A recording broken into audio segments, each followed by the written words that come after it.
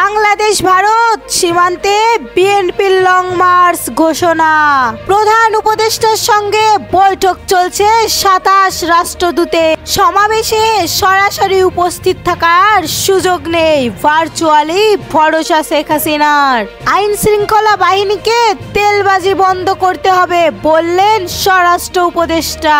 সার্বভৌমত্বের প্রশ্নে কাউকে ছাড় দেওয়া হবে না বললেন জুয়েল। পদ্মায় বৈঠকে বাংলাদেশ ভারতের পররাষ্ট্র সচিব। ভারতের আগরতলায় বাংলাদেশের সহকারী হাইকমিশনে হামলা এবং দেশটির সংবাদ মাধ্যম বাংলাদেশ নিয়ে মিথ্যে তথ্য প্রচার প্রতিবাদে ঢাকা থেকে আখাউড়া সীমান্ত পর্যন্ত লং মার্চ করার ঘোষণা দিয়েছে বিএনপির অঙ্গ ও সহযোগী সংগঠন যুবদল, স্বেচ্ছাসেবক দল ও ছাত্রদল। সোমবার নয়াপল্টনে দলটির কেন্দ্রীয় কার্যালয়ে সংবাদ সম্মেলনে সহযোগী সংগঠনের নেতারা কর্মসূচির কথা জানান। নেতারা জানান, বুধবার সকাল ৮টায় নয়াপল্টনে কেন্দ্রীয় কার্যালয়ের সামনে থেকে কর্মসূচি শুরু করবেন তারা।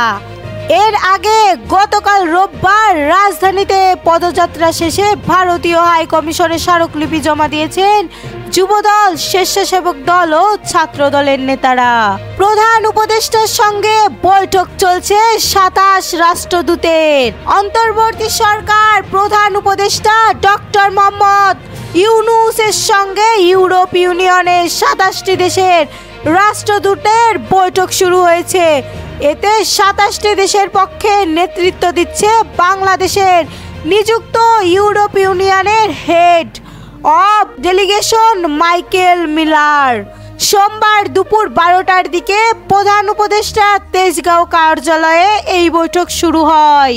এর আগে বৃহস্পতিবার গণকূটনীতি বিভাগে মহাপরিচালক রফিকুল ইসলামের ব্রিফিং বলে ৯ ডিসেম্বর ইউরোপ ইউনিয়নের ২৭ দেশের ছাড়াও আরও একটি দেশের রাষ্ট্রদূতের সঙ্গে প্রধান উপদেষ্টা ডক্টর মোহাম্মদ ইউনূসের বৈঠক অনুষ্ঠিত হবে।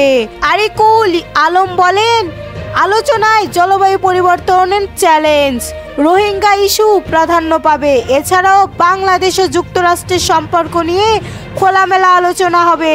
জনকূটনীতি বিভাগের মহাপরিচালক বলেন, ভারতের ভিসা না পাওয়ায় ইউরোপের কয়েকটি দেশে, ফিনল্যান্ডের, রোমানিয়ার মতন দেশে সশরীরে উপস্থিত না হয়ে বিকল্প পথে ভিসা দেওয়া যায় কিনা সেই বিষয়ে অনুরোধ জানানো হয়েছে, কিন্তু নিজস্ব নীতির কারণে ইউরোপের ভিন্ন দেশে ভিসা পাওয়ার জন্য সরাসরি নয়াদিল্লি যাওয়ার বিকল্প রাজি হয়নি।